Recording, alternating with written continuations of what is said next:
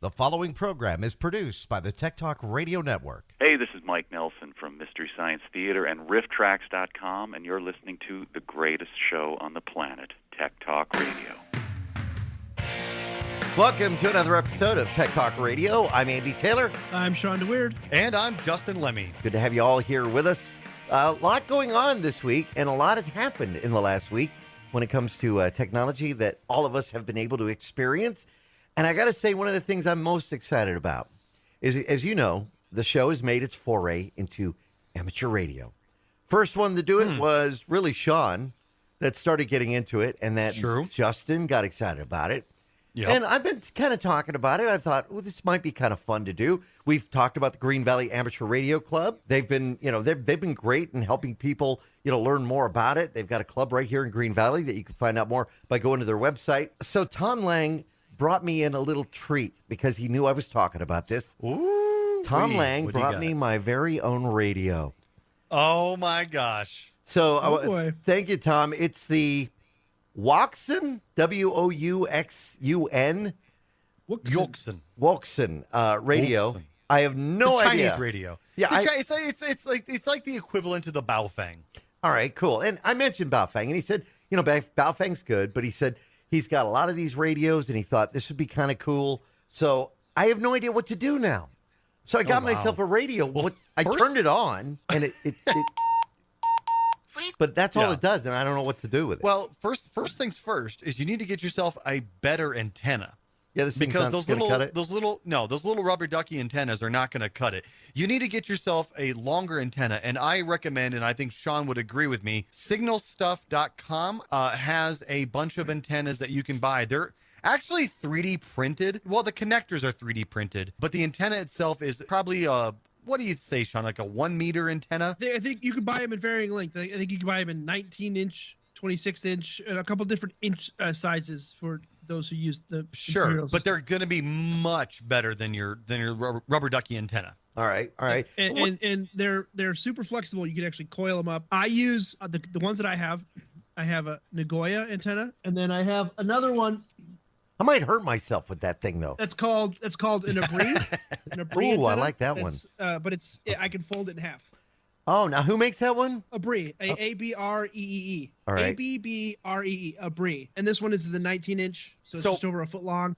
They make a 26-inch one that my buddy Steve has. Here's the thing. It's not about what radio you have. Right. Your radio is only as good as your antenna. So I get the better antenna. What do I do with it?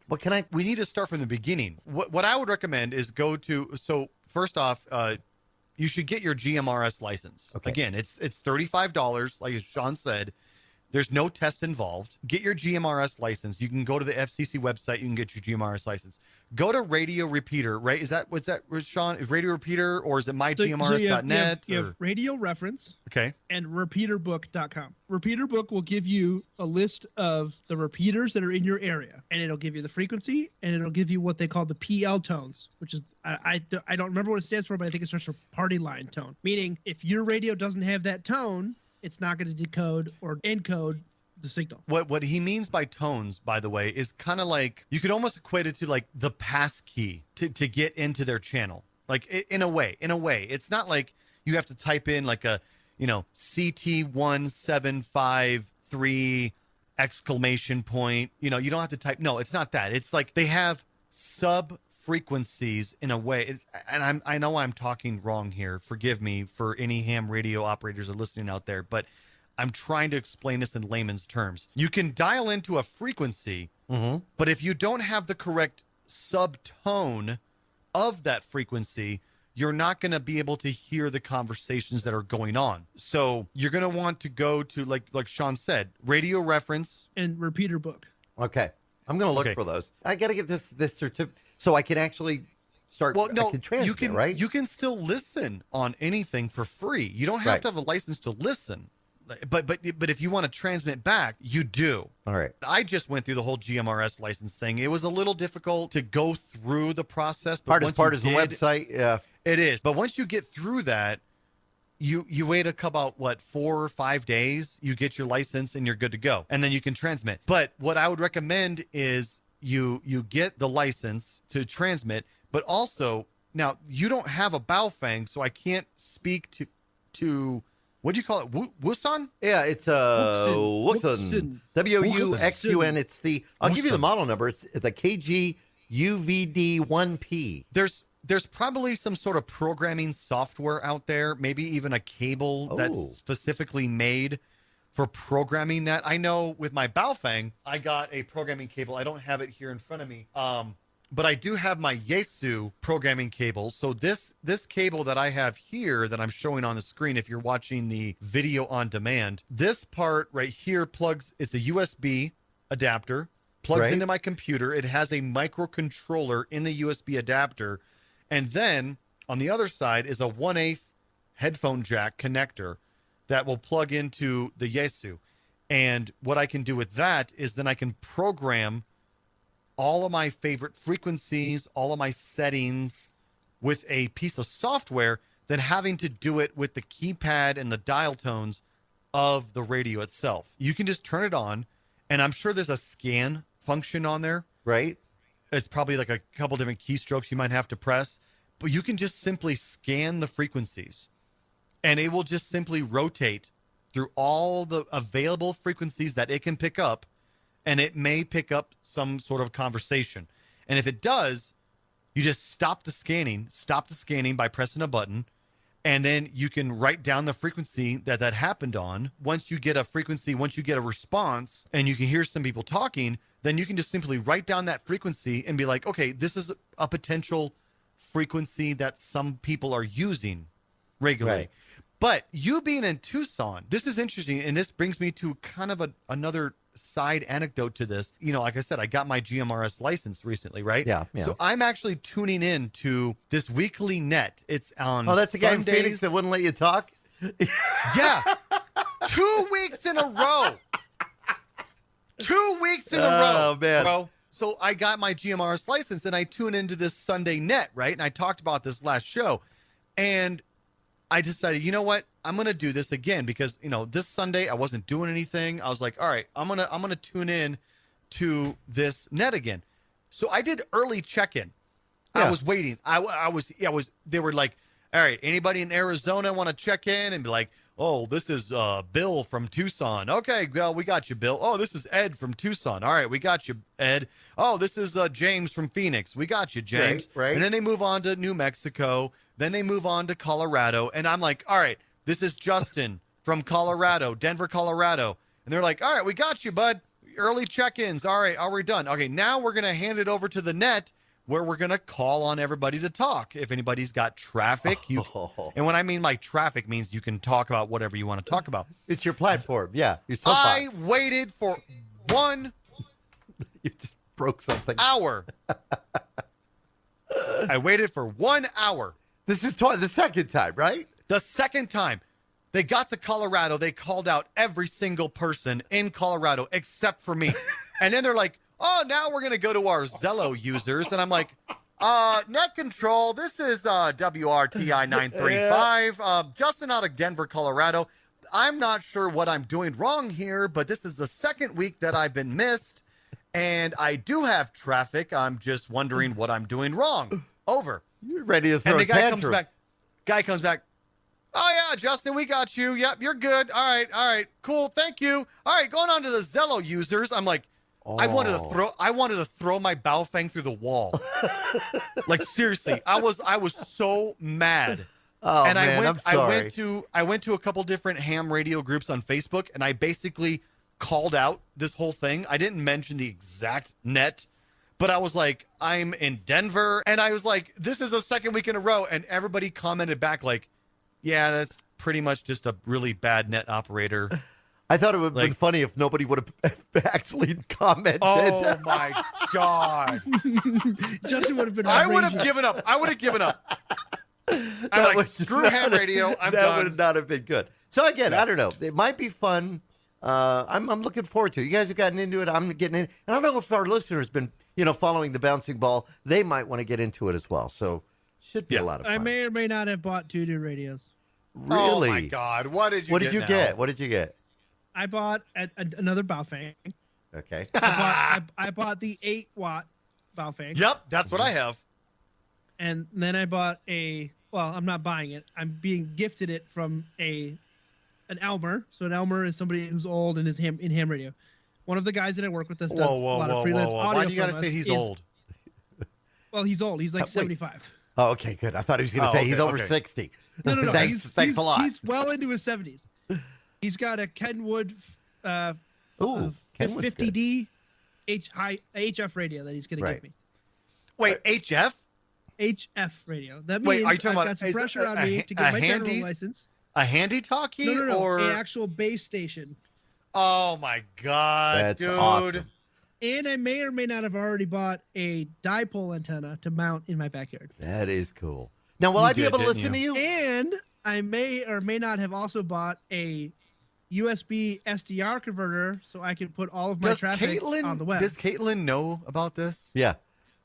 Does she?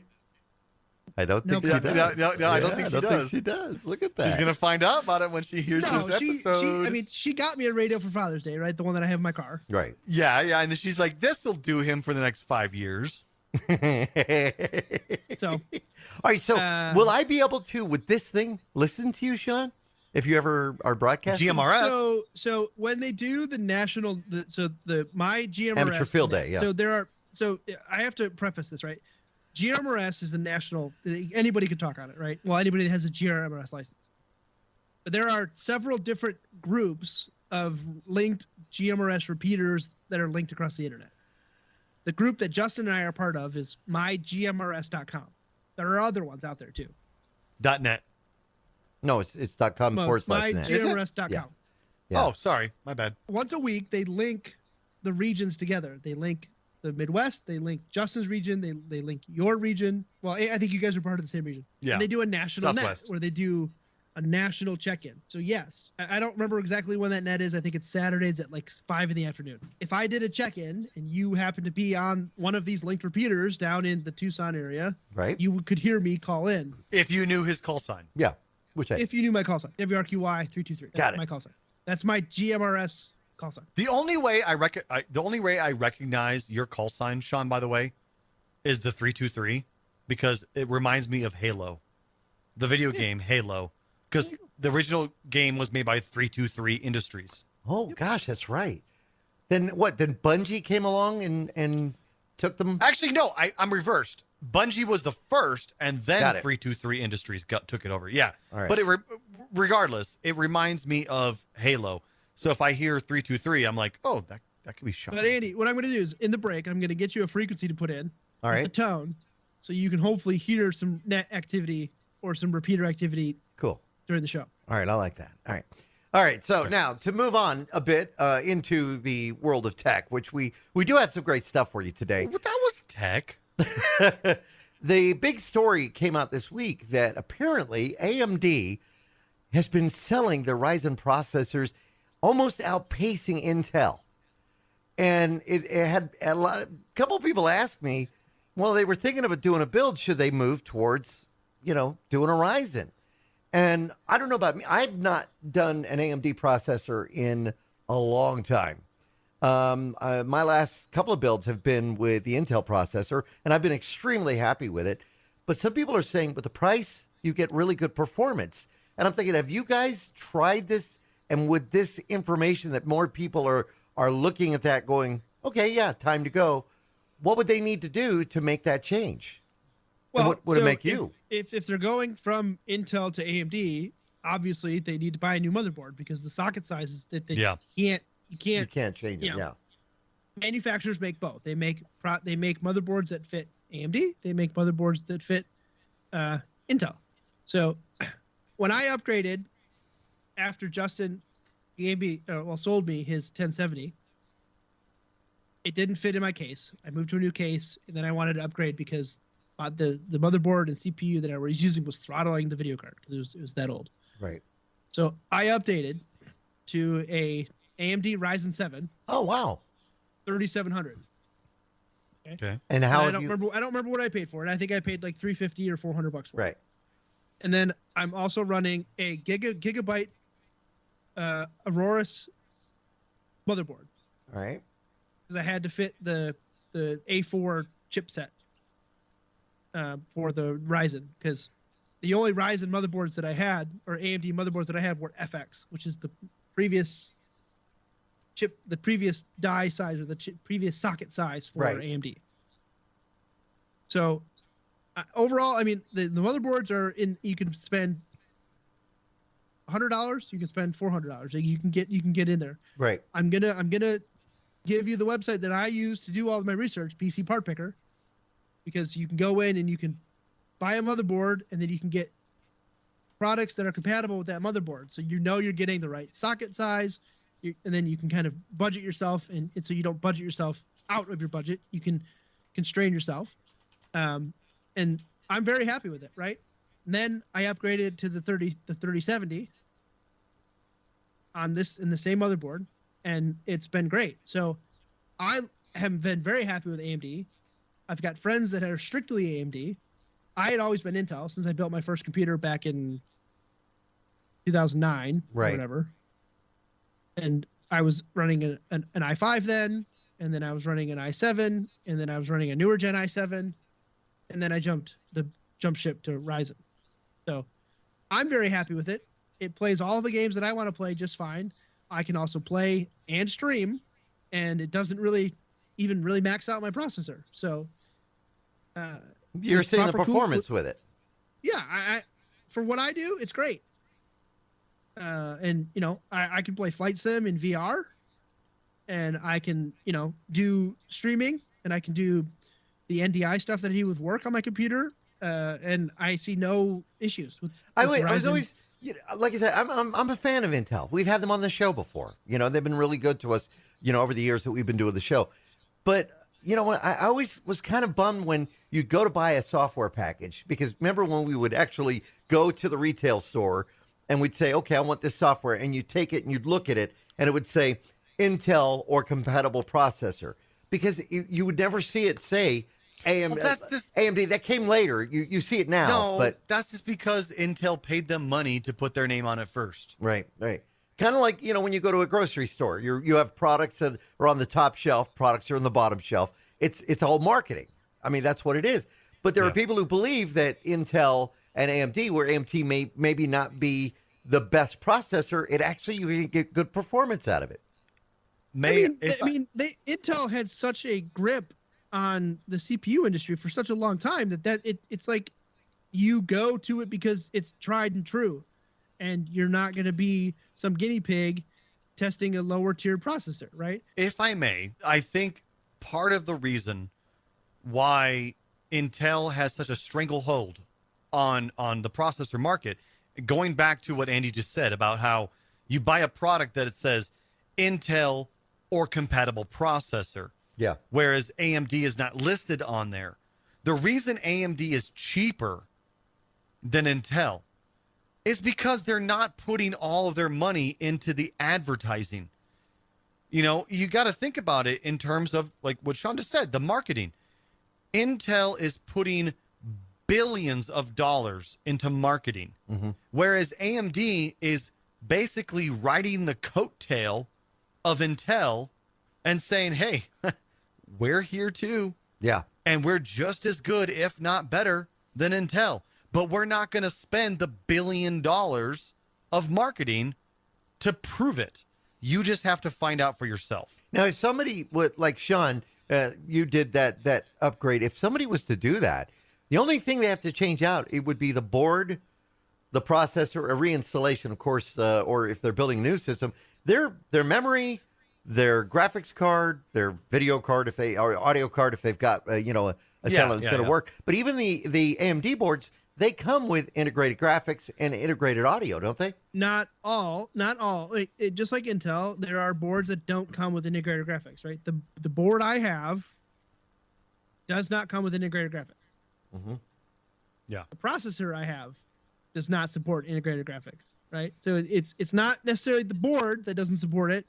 It could also be the processor that doesn't support it. That's a good thing, though, because if you don't need integrated graphics, you don't need to have a processor or a motherboard that supports it, because you're just basically wasting resources on integrated graphics that you're not going to use. When I bought my 590, I made sure I didn't get one with integrated graphics because I knew I was going to have a standalone graphics card. So why do that? And AMD was very, I mean, I opened it up and there's a sticker literally on top of the plastic case that has a processor that says, you need a discrete GPU for this CPU to work. Right. I was like, no, I knew that, but if I got it as a gift or I purchased it on a whim, they might not know that, right? So knowing that, I went in knowing that I paired it with the gigabit motherboard. So I knew already what I was getting into. Plus, I already had the 1070, and then I upgraded later to the 3070. But, and then my memory went with, right. So, if you're doing a big jump, right, you got to be careful because you might find older memory. If you're running DDR2 or something even that far back, right, might not be supported. Right. Or if you're running, I mean, most video cards running PCI Express has been backwards compatible all the way to version 1, I think. So I think you can run pretty much any video card from that. But you just got to be careful, right? So use PC Part Picker to make sure you're getting compatible parts. You could put your parts in PC Part Picker, and then it'll give you recommendations on, hey, this motherboard works with your card. I know that Amazon has tried to make that a little easier for shoppers. But, if you go to their site and you say, okay, I'm going to buy this, 590 board from Amazon, they'll actually have it. Oh, people who bought this also bought this, but they're not doing direct, hey, this will work with your card. That's why a lot of people have chosen PC Part Picker and maybe some other sites that are similar because they're streamlined for that board. I'm honestly not going to be surprised if one of the major tech companies, whether it be, Amazon or Walmart or Best Buy, well, maybe not Best Buy, I would not be surprised if somebody tries to buy PC Part Picker. It's that good. Soon. Yeah. It's that good. It's that good. It literally is the go-to for, and what I like about it, and I recommend it to anybody who comes to me and says, hey, I want to build a computer for my son, or I'm thinking about upgrading. Put your budget in there. Go to town. So you can even say, okay, I don't know what I want to get, but I've got $1,000. What can I get with this? And you can signify. Or you could even look at community builds. Somebody that says, hey, I had $1,000 to put together the best computer that I had. I mean, you remember we had a guy call in, Mike wrote in, said, hey, I want to stream, and I've got $1,000. Yes, I remember that. I went on PC Part Picker, and they had an Intel and an AMD community build, top-rated community build for less than $1,000 that he could have purchased and streamed on. Now, that's not including monitors and peripherals, keyboard, mice, and all that stuff too, right? But most people already have those things. So if you're budget conscious and you need to find a place to organize your thoughts on building a computer, PC Part Picker. All right, so the web, we're going to take a break, but the website address is pcpartpicker.com, and they could check that out while they're listening to the show. Maybe because some tips there. We're going to take a quick break. We'll be back with more of Tech Talk Radio. I'm Andy Taylor. I'm Shawn DeWeerd. And I'm Justin. Let me find us on the web at techtalkradio.com. We'll be right back. And now, back to Tech Talk Radio. Right before the break, I thought of a question. Justin, Andy, you can answer this. Justin first, though. If you were to build a new computer today, would you go Intel or AMD or Apple M1? And why? Okay. You had to throw that into the equation. First off, no Apple. Yes, I would go AMD in a heartbeat, honestly. Why? Why? Because you've been Intel for a while. Because I have been Intel for a while, but you're looking at the comparison between what Intel can do and what the AMD Ryzen can do. They are almost side by side. AMD may be a little bit less performance than the Intel, but for the price point you're getting an amazing processor for that price point. And I'm willing to give up a couple extra $100 to get something that's 10% less than what an Intel can do. So yes, by far, I would definitely build an AMD computer now. I think honestly, because you threw this into the equation, Shawn, and I have been making a couple of stops over to Costco in the last few weeks, and I've been looking at their line of Apple computers. Oh God! And I have been thinking, I'm gonna go get a beer. I'll be right back. I've actually been thinking maybe it's time, Because, my first computer was the Apple IIe. Holy cow, you're old. Yeah, the Apple IIe had the Z90 or Z80 card, CPM, and I just loved it. I played Emon Adventure on it. I remember when the Oregon Trail. Yeah, Rambo First Blood game came out. I played that. It was all text-driven. Yeah. And I just... Zork. But what I really loved about that was AppleWorks. AppleWorks was before Microsoft Office, before Lotus 123, AppleWorks did everything. Database, word processor, everything. And I was so happy with that. Once I got into the PC world, my first PC was a Cyrix processor. Then after that was an AMD DX40, if you remember the DX40s. Then I started going into Intel.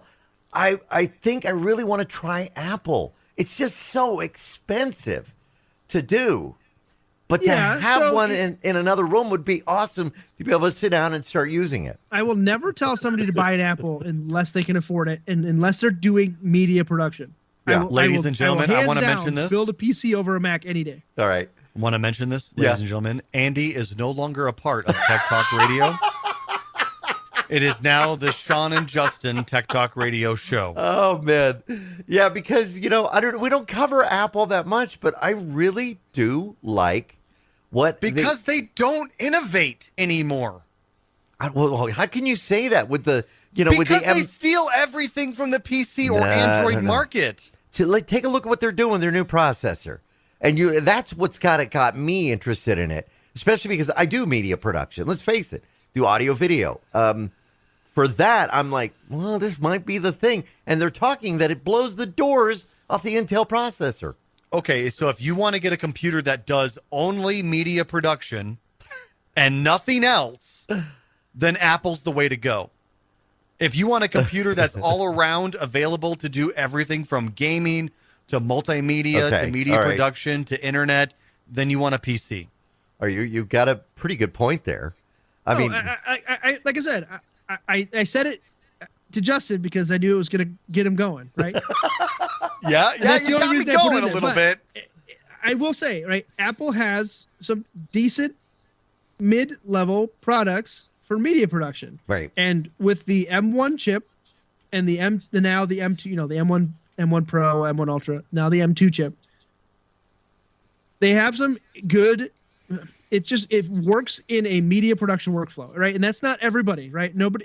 If you're in media production, great, buy an Apple. I'm going to tell you that right now. You can get better performance out of an Apple than you can by going and building your own machine and try either running a Hackintosh or running the Adobe system in a Windows environment. Or I don't even think they support Linux. I think I have had Hackintosh at one point. Yeah. But if you want, I'm going to say this: if you are entry level Mac and you want to get into a entry level M1 Mac, you can look at the Mac Minis, and you can get into a Mac M1 Mac Mini sub $1,000.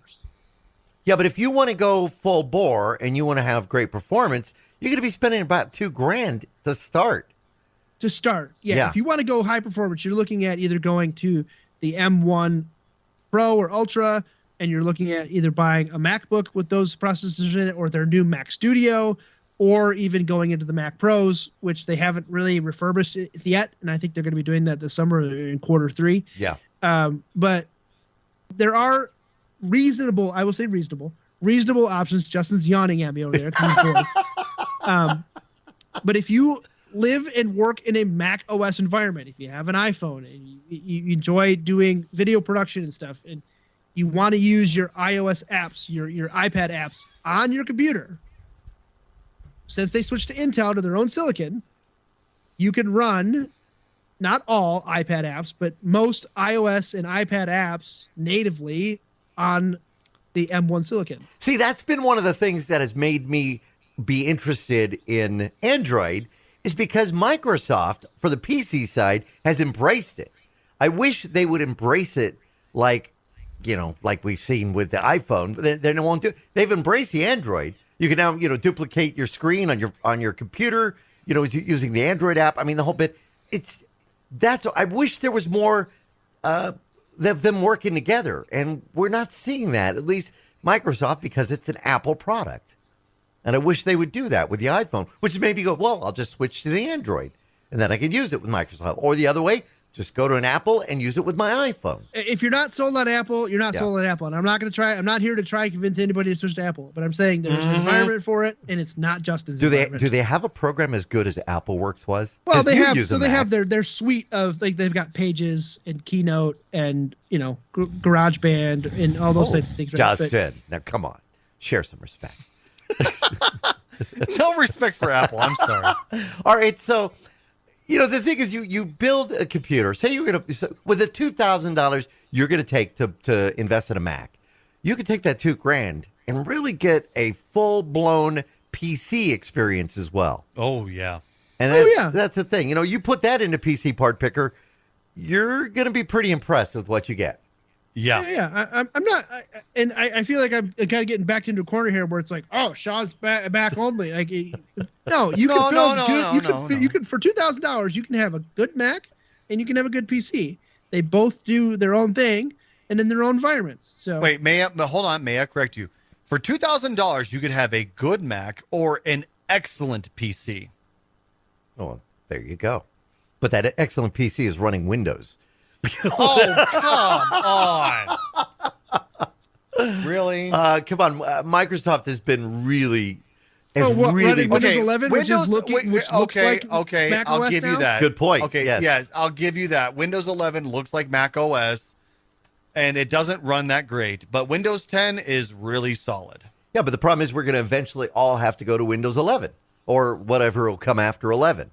By that time, maybe they'll get better. I don't know. I would hope so. I'm honestly will willing. go the way of Windows Vista. Oh, boy. Please no. Yeah, no. And we'll get Windows 8. You know that, I think, is it in January that's it? Windows 8.1 going to be stopping? Please. Stopping complete support for Windows 8? Which, I think so. I'm glad. There was a story about that, but in one of the articles, they said, it was funny because they said, well, Windows 8.1, it's, not going to be supported anymore, so you're going to have to upgrade. And they said, the free upgrade from Windows 8 to Windows 10 went away. But and the article actually said, but you could still find it. And it's true because Microsoft still has that. You can still go online. Yeah, they still want to advertise it. Yeah, you can still find it on their website for that upgrade.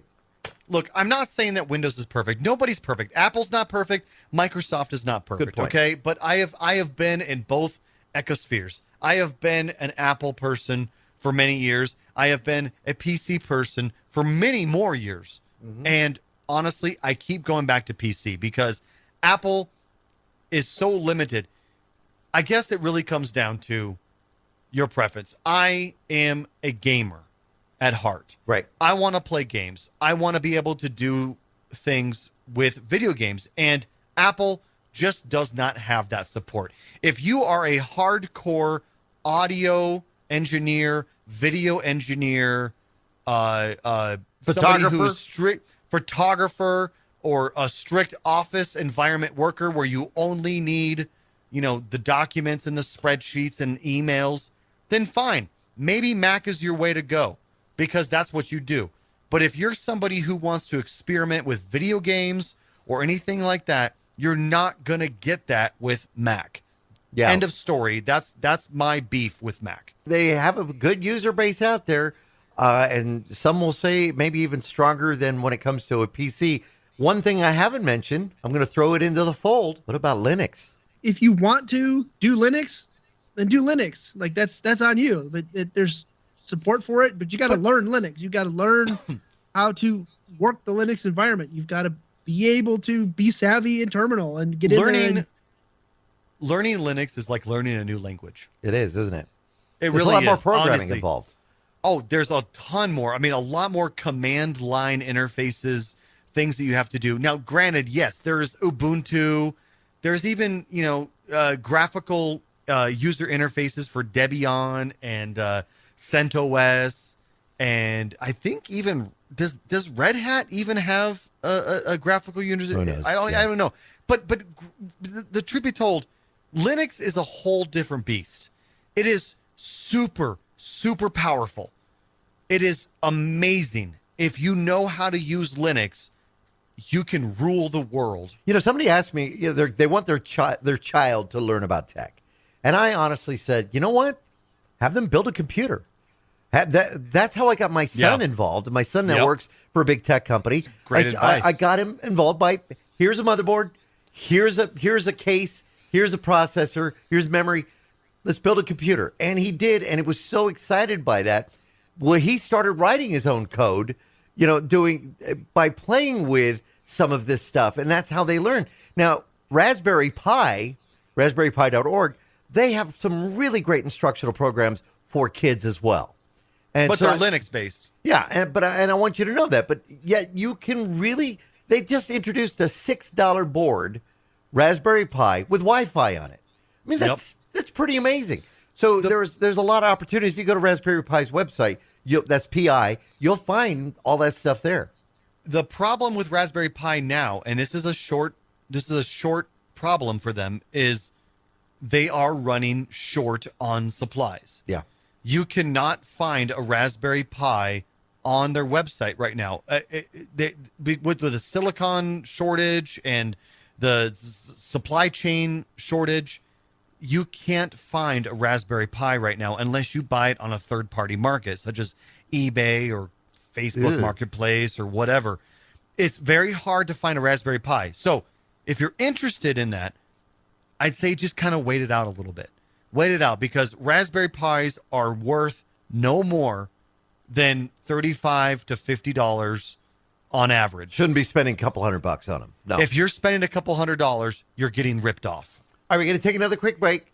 When we come back, we had a question on the show asking about tablets.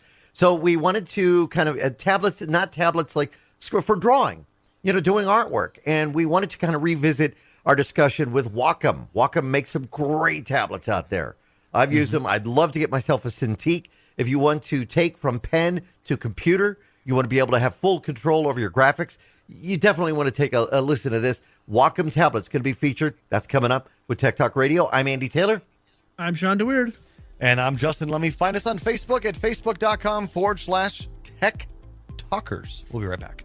Now, back to Tech Talk Radio. Welcome back to Tech Talk Radio. I'm Andy Taylor, and I got to say, it's so good to talk to one of our dear old friends. I don't mean old like, age-wise. Senior Public Relations Manager Doug Little from Wacom is with us on the line. Doug, it's always great to talk to you. Andy, it's been forever, and I'm so glad you contacted us to let us know we'd be on your show. This is fabulous. Let's talk about Wacom. Tell you what, there's so many great things. Now, for those listeners that don't know maybe what Wacom is all about, can you kind of give us a rundown about the company? Sure. Well, Wacom has been around for a very long time in the high-tech world. We were founded in 1983 in Tokyo, Japan, and our headquarters is still in Tokyo. And Wacom comes from the word Wa for harmony and Com for computer. So harmony between human and technology, that's our mantra. We've been around for a long time, and it's just a great company to work for, and we do so many great things for people. You really do. You provide solutions for not only photographers, digital artists, those that just want to create, to want to explore, and with so many people now getting into technology and finding all the many different things that they can do, Wacom has made it certainly possible with so many different options when it comes to drawing tablets. So over the years, we've looked at Bamboo, we've looked at N2os, some of the different products within that line. I mean, they've certainly come a long way since 1983, since, Wacom has been creating technology for computer users. Our first foray into tablets was actually to help the CAD world and blueprints, and obviously to recognize Japanese characters, too. So that was one way to get Japanese characters written down very easily.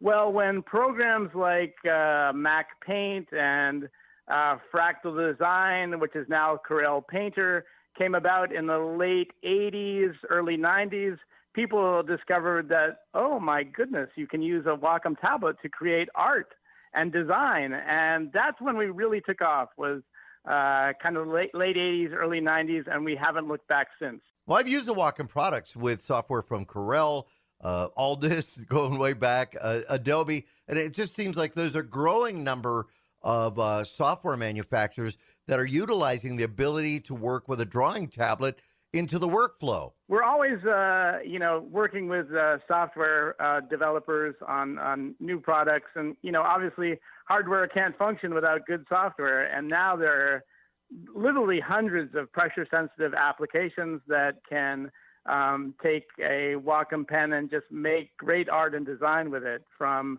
Adobe to Corel to all the programs from Autodesk. And, we're talking industrial design, we're talking animation, game development. All these products are used. It's just great to see. For anybody listening that's never seen the Wacom product, definitely take a look at their website. But let me kind of paint a picture. That's kind of cool. And that's without a tablet. But the idea is, if you've tried to draw on your computer using a mouse, forget it. I mean, it's just too difficult to do. But imagine having a tablet in front of you, and you can look at the tablet and look at the screen at the same time, and you have a pen, and there's a lot of technology in that pen. That pen can translate what you want to the screen and be able to draw something. So a lot of artists out there have always wondered, do I draw on paper and scan it? You actually get more of an experience when you're using a Wacom tablet, but the pens are pretty magical. Can you kind of tell us a little bit about just their beyond just a point kind of interface? Yeah, Wacom was the first to develop electromagnetic resonance technology pen. So our pens literally have no batteries or no cords. So they never need to be plugged in, need to be charged. So the tablet surface emits a very weak radio wave that powers the pen, and that's how our pens work. So super natural, super intuitive. Our stuff, as you know, Andy, because I know you've tried it, is just like working with real paper. And as you said, we make opaque tablets which sit on your desk, but we also make interactive pen displays which are used by high-end professionals in industrial design, animation, game development, all that type of stuff, where you're literally drawing directly on screen. So that is even more natural, less cerebral gymnastics going on, and it's really, really cool to work. Yeah, I actually have some friends that work in the animation industry, and the Cintiq is just an amazing device that allows you to, draw on the screen. It's great. It's used in film. I mean, honestly, Wacom is one of those products that you can find in a household as well as a high-end multimedia production company. Yeah, absolutely, and that's super true. And that's one of the cool things about Wacom is we deal with pretty much everything out there. I mean, in your daily life, you probably, touch a few hundred things a day that were developed on a Wacom pen display or a pen tablet. So that's one of the things that makes it so cool working for Wacom. Now, there's a couple of new products that have been announced that, really caught my eye because you're really focusing on kind of education, the home user. One by Wacom, which is available in different sizes. And there is a very inexpensive small unit to get people started if they really want to, use this for remote learning or a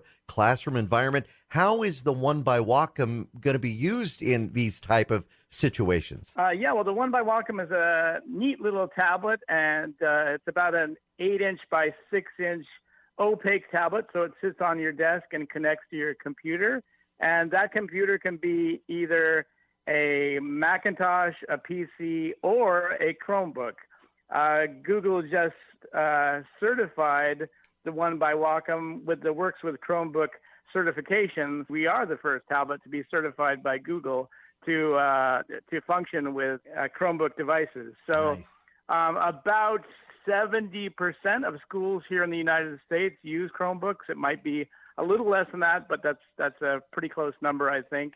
And the pandemic especially has brought out a lot of remote learning initiatives, and kind of Wacom has helped out with that a great deal this past year.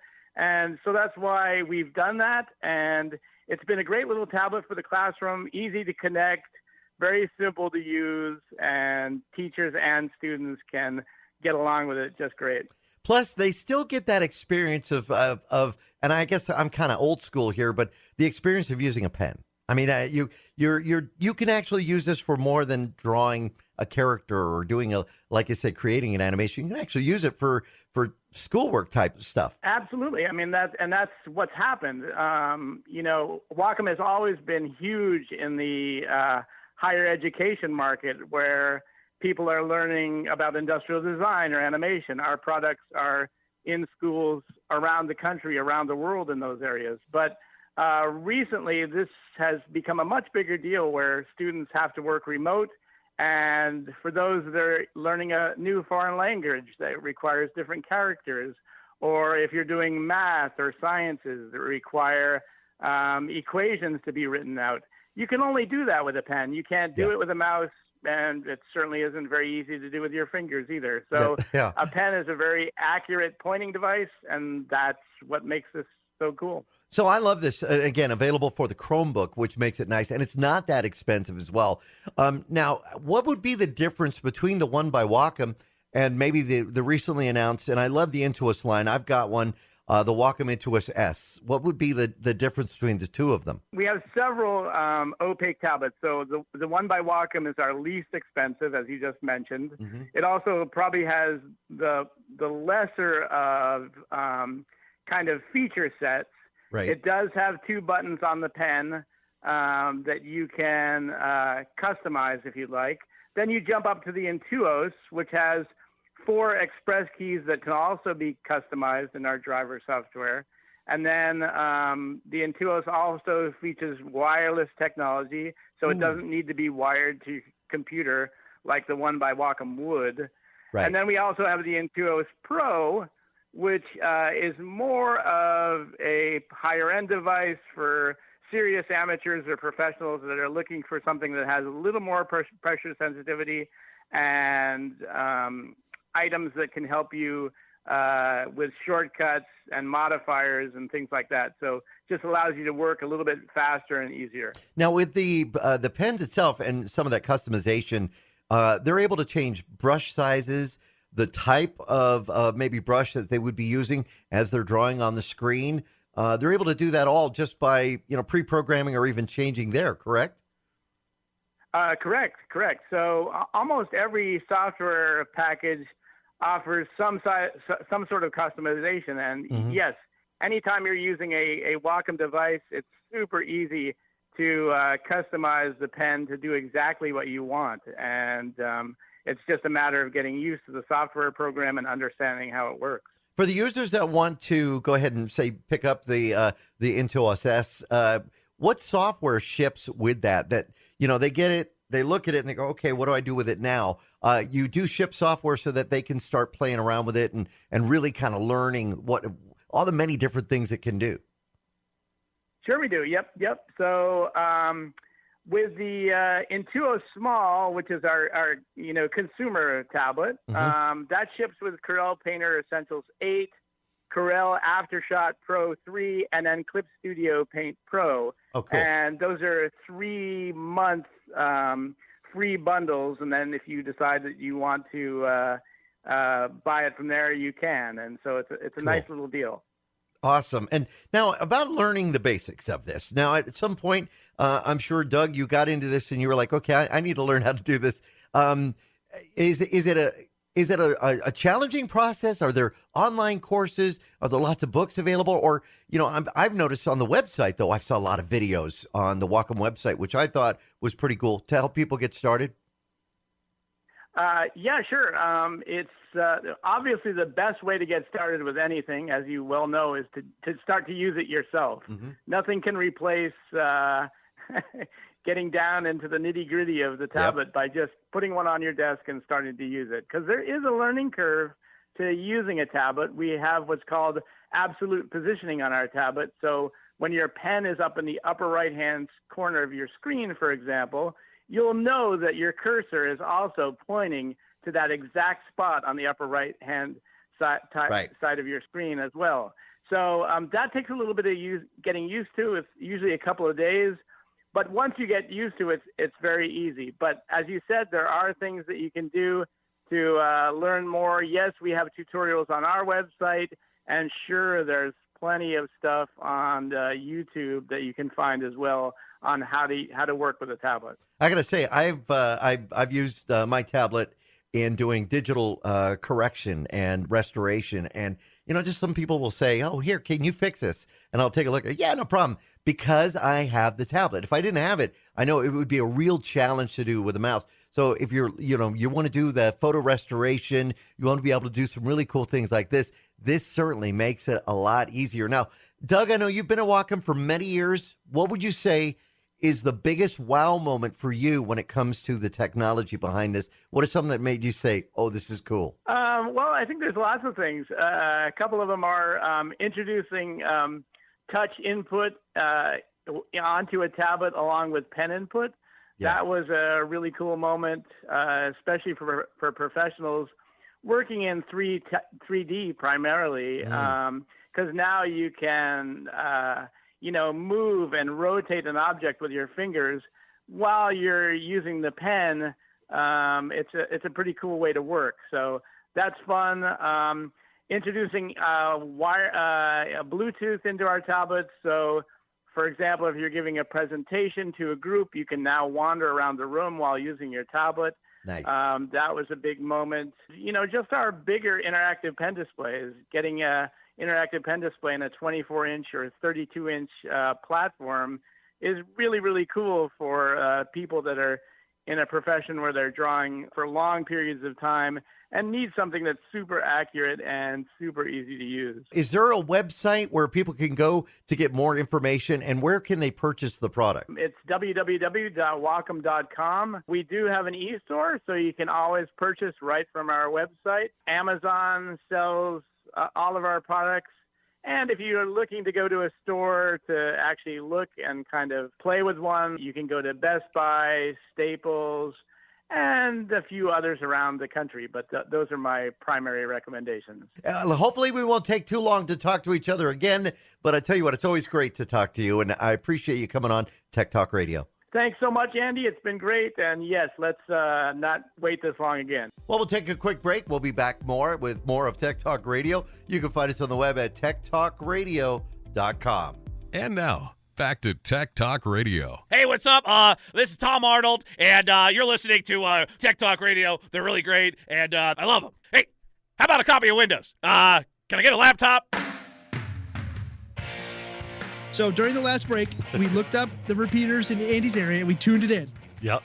And then we heard on his radio somebody from Englewood, Colorado, who was talking on the repeater. So we said, Justin, get your radio, go upstairs, call and see if Andy can hear you. So Justin got his radio, ran upstairs, made a call, and Andy heard him in Arizona. Heard him on this radio, all the way from Denver, Colorado. So cool. That's awesome. Yeah. That is really cool. So we love radios, and so it's cool. It's a cool experience. Ham radio, we love it. Well, this is GMRS, technically not ham radio, but you get the idea. Still. Yeah, exactly. Now, speaking of radios, going into like the entertainment industry, have you guys watched Stranger Things season 4 yet? Okay, so I'm still on season 2. I watched like 3 episodes and I was like, this is dragging. I watched Stranger Things? And you're still wearing the same shirt from last week. For those of you who can't see, I'm wearing a Hellfire Club t-shirt. For those of you who haven't watched the 4th season, it's the D&D club that they start in high school. So, Hellfire Club. Season 4 just ended. Now, the thing is, let me ask you guys, can I skip season 3 and just start with season 4? No. Absolutely not. No. They're linear. They're linear. You have to watch all of the seasons.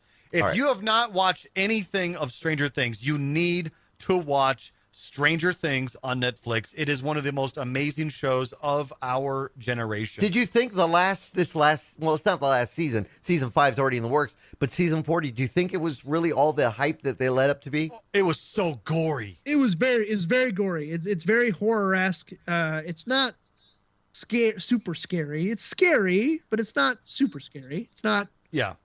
It's not more your R-rated they horror.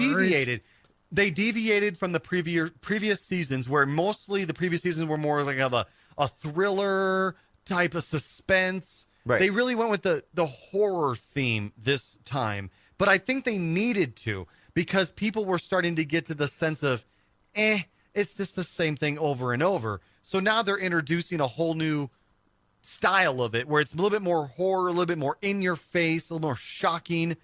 and it's amazing. All right, I am going to have to do The season finale was 2.5 hours long. Yeah, I heard it's really long. 2.5 hours? But it doesn't drag. Does it drag? No, Caitlin and I made it halfway through tonight before we had to put Max to bed, and we're going to watch the other half tomorrow. Wait, hold on. Is it in 2 episodes, the season finale? There are 2 episodes. The first one is just over an hour long. Okay. And the finale episode is 2 hours and 32 minutes or something. Like a movie. No. Wow. No. Oh my gosh. You're going to have to put the time aside. And it is so good. Like I'm going to have to. All right, Stranger Things. Let us know what you thought. You can drop us a line, techguys@techtalkradio.com, or if you have a question for the show, you can find us there. That's it for this week. We'll be back next week with more Tech Talk Radio. I'm Andy Taylor. I'm Shawn DeWeerd. And I'm WRTI 935 out of Denver, Colorado. Justin, have yourselves a great week.